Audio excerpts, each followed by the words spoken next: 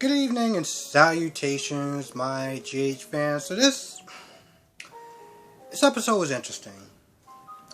It was interesting. There were things that didn't work. There were things that seemed like they were somewhat unnecessary. Some good stuff then. There's some good stuff in there. I don't even know which to start off with first. Alright, let's start off with this whole, I guess you want to call them the four musketeers. I don't know why I couldn't pronounce that, but you know, the four group of kids. And here's the thing. It is so damn hard to sit there and take them seriously when they start off in this stupid clothes montage thing going on. I'm just like, are you kidding me? I'm so glad that didn't last as long as I thought it was. But then we get to this quote-unquote party. And this is where some of it kind of falls apart for me. There's a reason why they don't actually have, like... Because he's sitting there talking about this party and everything. Like, first of all, they walk up to one of the guards. And they all show their wristbands. And Spencer shows his. And he's like, alright, cool. And I'm looking at this like, why does Spencer need to show a wristband? You hired these people. Okay. I'm pretty sure there could have been a much easier way for these guards to know that it's them and not everyone else that can't come to this place. And I'm understanding a little bit more now why. Because there's nobody else at that There's nobody else at that damn party. There's no one else at that party. Yeah, you hear a bunch of people outside, like, you know, the noise and everything like that, but there's no one else at this party. And I'm pretty sure it has a lot to do with COVID. Because they can't have, I guess, a certain amount of people in there and just a bunch of people. It just wouldn't be good. It just wouldn't be good. And so, that's for me where this whole quote-unquote parties start to fall apart for me. You know, every time they would go out and they would do something, they would come back in like, oh, that mechanical bull or whatever was just so fun. It's like, really? Where is it at? I want to see some people riding that mechanical bull. Why can't I not see that? Oh, wait. There's no goddamn mechanical bull out there. But, and then they're there talking about Spencer's friends, how they're snobby and they're uptight. I was like, man, I would love to, oh, wait. Never mind. So, for me, that's where it kind of falls apart a little bit. But at some point of this party, things start to go sideways. Okay. One of the guys come in there and they talk about, like, how the launch isn't, you know, like, both of the launches aren't, like, they're stuck or whatever, and, like, pretty much no one can go home through both.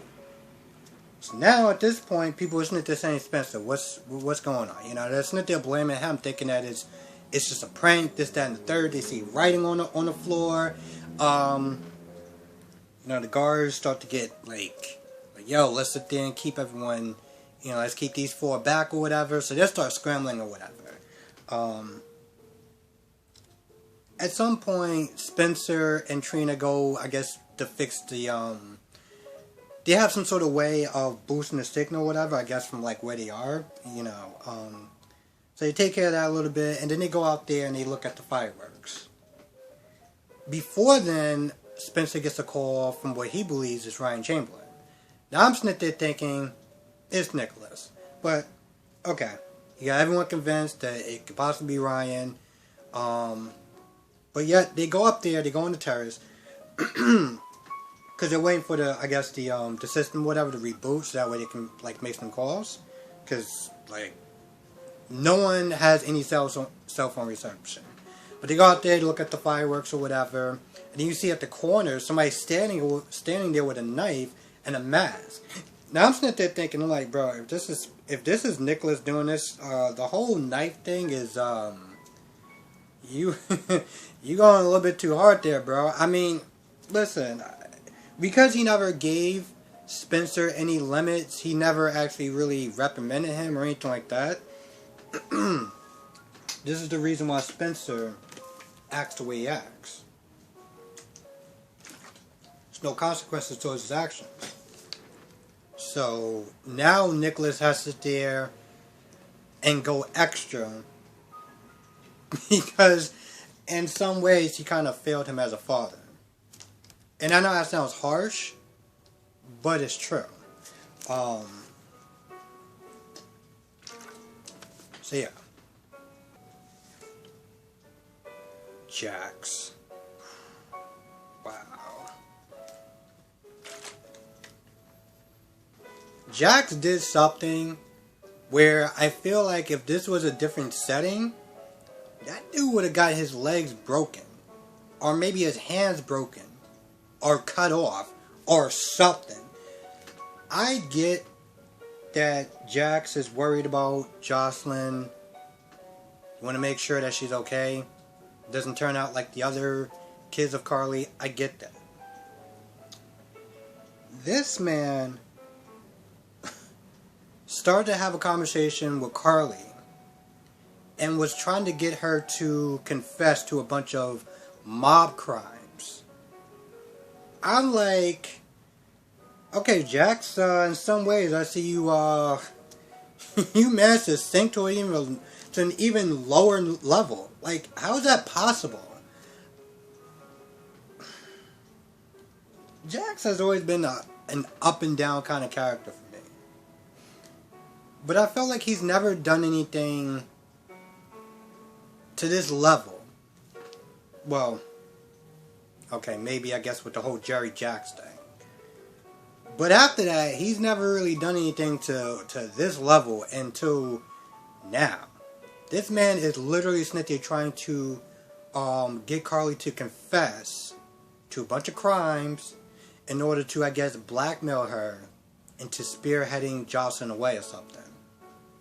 So she starts talking, and Jack's whole point is to rile her up.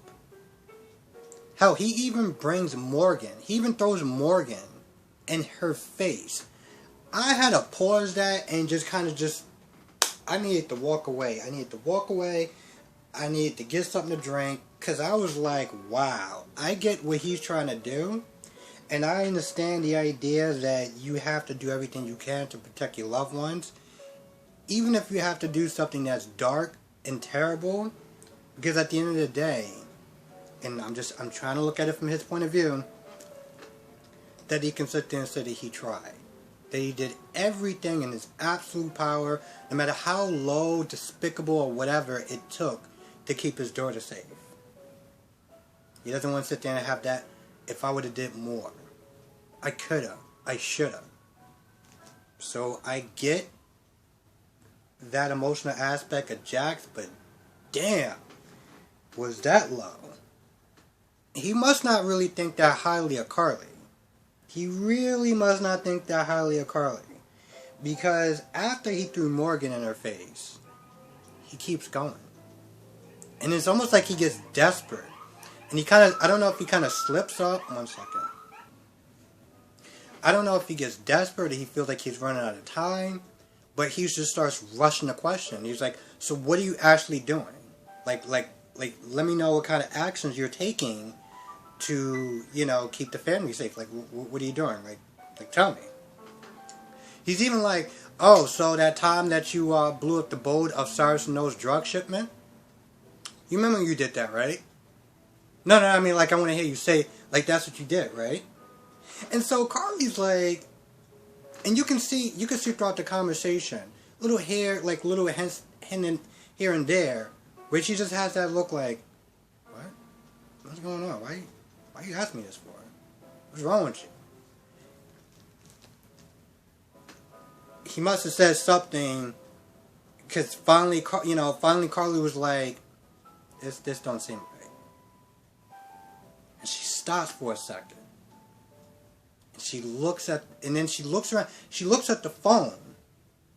And she's like, it's so funny, because you can just imagine how many different curse words she's thinking about. And that she wants to sit there and say to him. But of course, this is regular TV, so we can't use any of those F-bombs. But you can just imagine what she's thinking about. After that, she turns around and she's like, so you want to know, you want to know exactly specific, you want to know details what I'm going to do. Oh, okay. Alright, yeah. No, I got you. And she walks around and she walks to the phone and she's like, are you serious? Like, she just has that look like she can't believe that he went that far. But he did it. He did it. And again, for me, I'm just like, you finally managed to sink even lower. I gotta give Jax props for that. That, wow. That impressed me. Jax has done some stuff over the time that has been questionable, but, alright, Jax. I give you props for that. That's, I can't even describe that. Laura and Liz. I felt like in some ways that was this scene even really necessary? I say that because when Laura talks about Hayden's death and stuff, Naomi's death, and like, did you get a chance to really, like, she talks about it and she's like, did you get a chance to tell your father about Naomi's death and stuff like that? And I'm not gonna lie, Liz gave off that impression like she didn't really care that much. I don't know what kind of relationship she has with her dad, so maybe that has something to do with it. But like, when Laura was like, is there a way you could sit there and talk to him and communicate with him and let him know that Naomi's dead or whatever? She seemed like she was so disinterested. She was like, well, the last time I checked, he was in Africa, but I don't know, like, I don't know where he's at. Like, okay, but he has an email and he has a cell phone. You acting like, I don't know where he's at, so, like, whatever. Like, that was the type of impression that I had. And I'm just like, this is the entire impression that I have of this whole damn scene.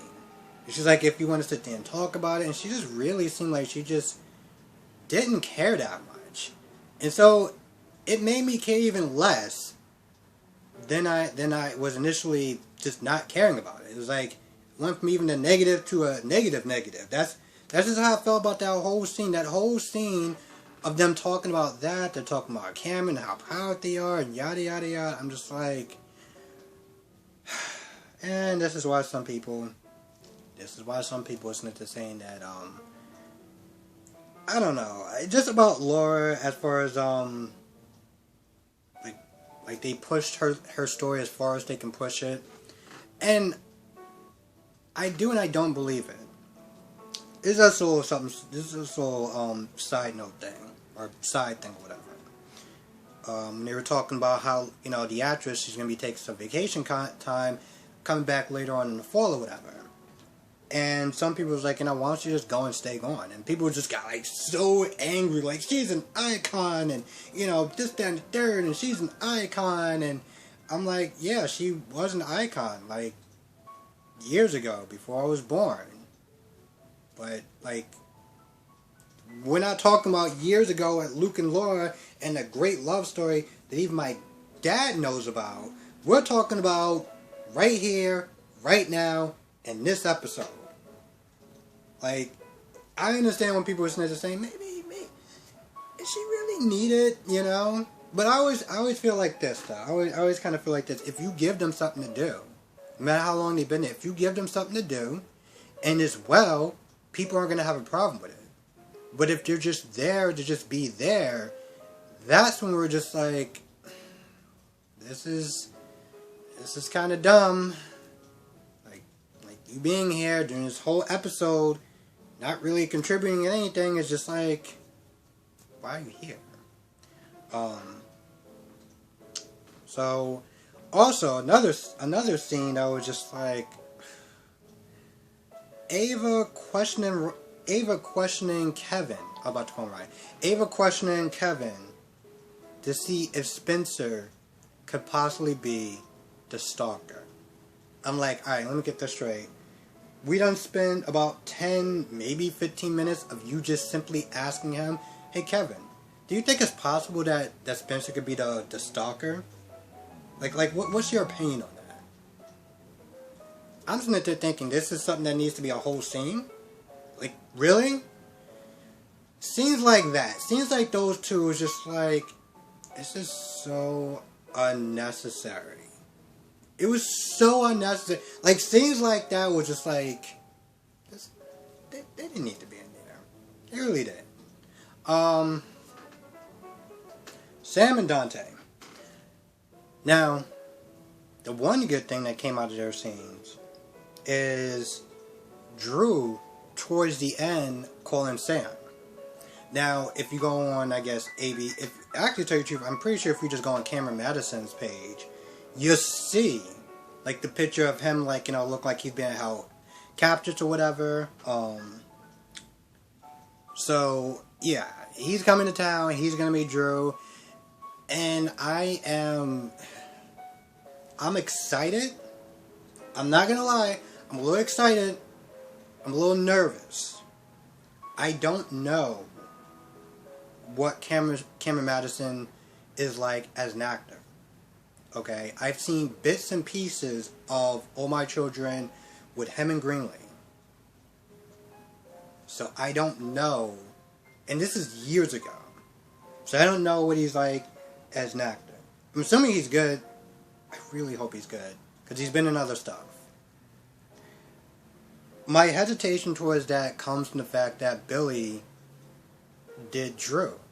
And I loved him as Drew, but I felt like Billy might have been playing a little bit more of himself. Which is good and bad in some ways. So I already have, I guess, this certain benchmark for Drew because of the way that Billy did it. And I'm just hoping that he can meet him somewhere in the middle of that. Other than that, they go on a date. Sam tries to back it off like it's not a date, like they're just friends or whatever. And then, I don't know, they talk a little bit more.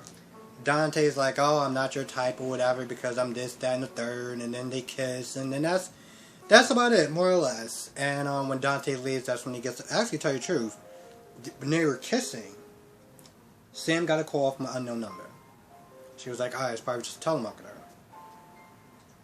I think he probably should have just left a message then, but, unless her messages are full, that would suck. So they get a call, she gets a call, they stop kissing, he goes to go get some more drinks because, apparently you can't just call the waiter over there to just get them some more drinks, he has to physically get up and go over there, but whatever.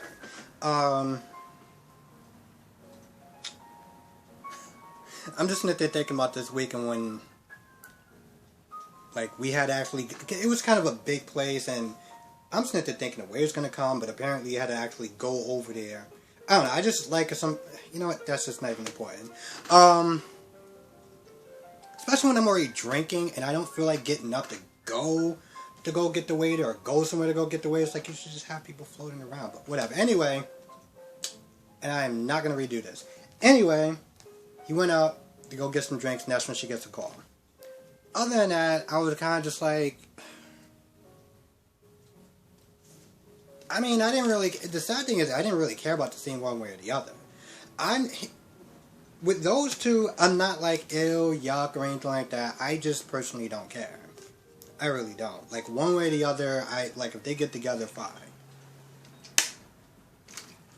It's a little weird, especially considering that they, actually share a sibling, but besides that, it's, like, whatever. Like, if they want to do it, it's fine. It's the Jason and Carly that I can't get past that. I really can't. But, I guess Drew coming back is going to be good timing, because then, you get the classic, love triangle thing or whatever, and, man, I hope Cameron Madison is really up for this. I mean, I don't remember the last time I don't think he was really in a soap opera since then, so. But I just really hope he's up to this, because there's a lot of pressure probably on his shoulders, and it's like, this story just has to work. It has to work, Because there's so many people that's against this whole Dante and Sam thing that, like, it has to work. Because if he's bad and people already don't like this story, it's not going to end well. So, yeah, good luck, Cameron. Good luck. I think that's actually about it. I honestly tell you the truth, I think this episode was okay. Like I said, the whole, oh man, we're throwing this party, we're throwing a rager, it's so great. It's like, where the hell is the rest of the kids at? Oh wait, yeah, no. It's a little weird. It's a little weird. The Sam and Dante stuff, it just was like, alright, whatever. That was the only good part of that, was when Drew called. Other than that, it was like, eh. Ava and Kevin was just like really? Like, they're talking about if Spencer could have done it. That's it. That's it. That's literally the only thing that actually came from that. Laura talking to Liz about Cameron, and like Naomi was just like, I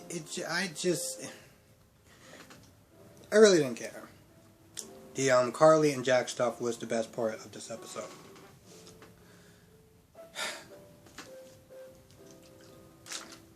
Yes, best part of this episode. So tomorrow's actually going to be good. Because Carly's going to really go in on Jax. Really going to go in on Jax. Damn, you really thought Carly... He really does have a low opinion of Carly, I'll tell you that much. How the hell did you actually even want to going out with her? Anyway, with that being said, I'm going to go. Thank you for watching. Let me know what your thoughts are in the comment section below. See you in the next video.